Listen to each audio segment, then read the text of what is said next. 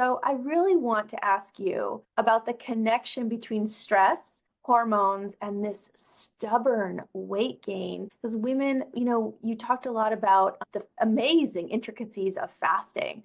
But what if we're still stressed and we go into fasting stressed? Is that going to impede our efforts? Yeah, so we have to understand stress. Stress in and of itself is not bad. Cortisol in and of itself is not bad. There's a 24-hour cortisol pattern of our normal production.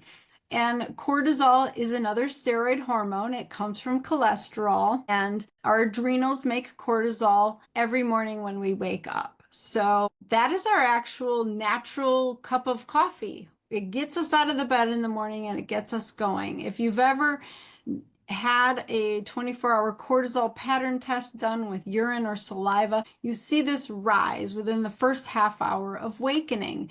That is God's creation of getting you going for the day. So we want that. We want the cortisol awakening response. When you no longer have that, you're flatlined. That's like adrenal fatigue. That's burnout. That's you not wanting to get out of bed. You're really struggling. And that's where I was as an OB.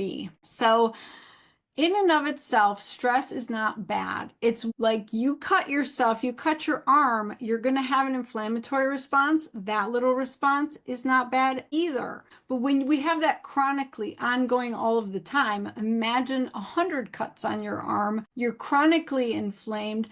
Like your whole arm is going to be red and swollen, not just one little area. And it's going to take a lot longer to heal than that one little cut. And so the same thing happens when we are chronically stressed. We're chronically making cortisol instead of having it come up and then naturally go down the rest of the day.